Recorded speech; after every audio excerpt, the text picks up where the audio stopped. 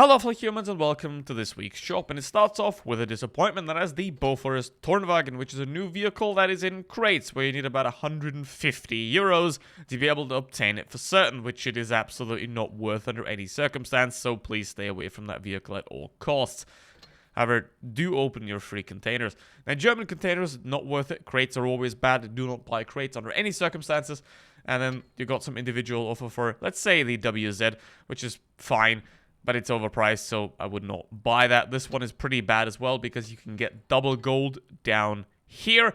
And then at that point, we are looking into the regular offers. Obviously, we got the Tornvagn here, which is a horrible price. Don't buy it at all.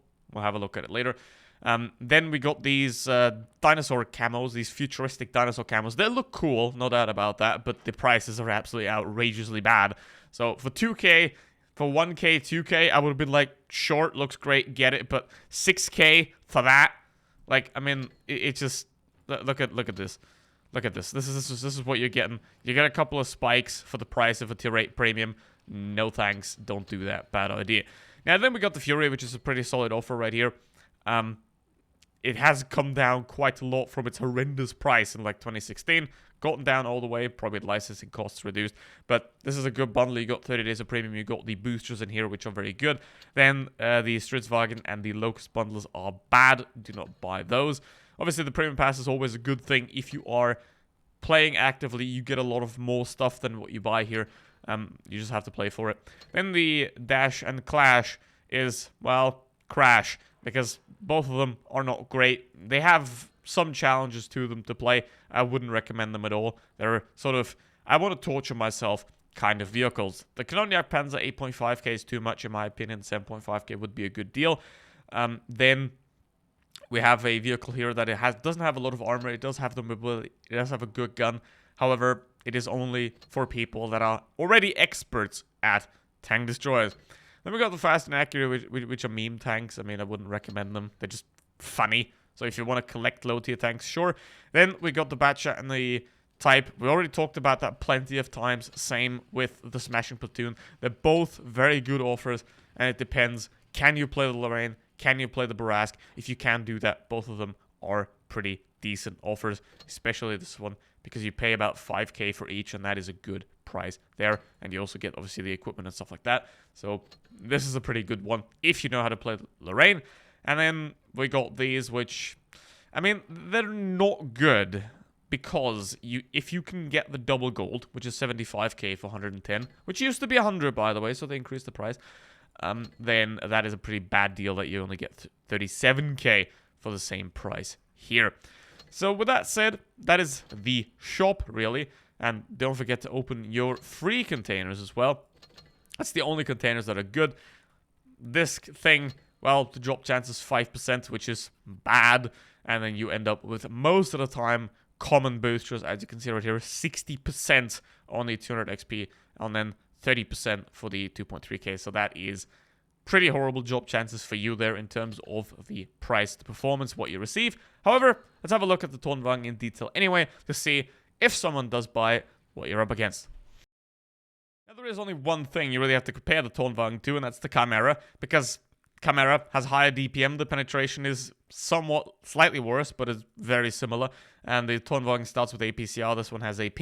The Chimera does have higher alpha damage by 40, is also more accurate. The dispersion is the same, but the aim time and the movement dispersion is better. Both of them have 10 degrees of gun depression.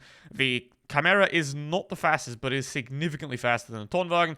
Does have a weaker turret. However, overall, it does perform better for a way, way lower price. So all you need to do is get the Chimera. Or, if you want to have something more heavy on the side of the armor, then you can go for something like an Object 2 FTU. But here's the thing. The Tornvagn, it's a new vehicle. However, there are plenty of tanks out there. We can add something like an M4 Yo, but that's a new vehicle as well. If you want to go really all the way back, we can go something like a T-34, and we have higher penetration. We have worse mobility, but the armor concept here is somewhat the same. So we have a vehicle that has its advantages. However, it also has its disadvantages. It doesn't stand out, and that does not make it worth it to buy. So here we go with the Tornvagn, and obviously full disclosure, this is not my vehicle. This is an account provided by Wargaming for reviewing purpose. I did not purchase this vehicle myself, and I would never do such a thing anyway. So here's the thing. This vehicle is a very good hull down tank. You got pretty damn strong turret armor. You can pen it, especially T9s can go through the turret. However, it's a very tiny turret. So for hull down purposes and 10 degrees of gun depression, that is going to work really, really well. Now, why did I compare it to the Chimera earlier? Well, very simple, because the Chimera is sold for reasonable prices. And even though I would assume that the Chimera is about 3 to 4% worse at playing hull down, overall, it is a way better option right there. And the accuracy is not great on this vehicle, but the Chimera blocks the MX, then the MX has a perfect standing right there, so I can shoot at him. Now, here's the thing. I know why Wargaming sells crates. Because people are gullible, and they're gonna be like, yeah, but I can get it on the first crate, I can get it very cheap. No, you don't. You look at the charm price. The charm price is the only price that matters. The charm price for this vehicle is 150 euros, roughly. So, would you really want to spend 150 euros on this thing? And if you can spend 150 euros on each of these tanks, you might want to think about investing your money for more useful purposes, like donating it to children in need, for example, instead of buying that. So, anyway, that's your money, at least. If you want to be a dick with it, that's your decision. I wouldn't recommend it, though. Now, the vehicle is solid. The price is not good. Definitely not. Which means that, again, as I say with every single crate tank, the tank's fine, the price is not. So wait until it's released for a price that is somewhat decent. Now, I get why Wargaming is doing this. You get all the people first that want to spend that insane amount of money. You collect their money that they spend way more. All the whales, you know, you milk the whales dry. And then after a couple of months, you sell it again. And then most of the reasonable people will pick up the vehicle then. And you make a lot of money again. Even though I would assume that, again, this vehicle is going to come out next for about 12,000 gold. So ideally, the third release is always the one that is the best. And to be honest, in the last couple of months and even years, there wasn't really any tank that was like, you have to have this thing on release day because it's so good. There wasn't really. There were a couple of good tanks, obviously. And to be fair, this is a good tank as well. However, it is nowhere near good enough to spend 150 euros on it.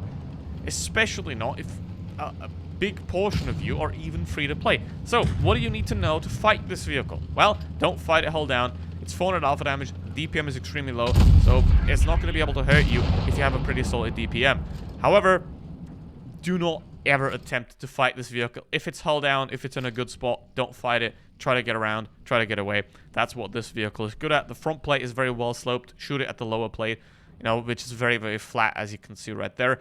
But you can shoot it here in the front plate. The turret's angled, so shoot it in the side of the turret if you can. And watch out for the 10 degrees of gun depression. The 400 alpha damage is obviously not great. The mobility is not good enough that it can chase you if you're in a medium tank. However, it can definitely do some harm if you are in a heavy, so be careful there.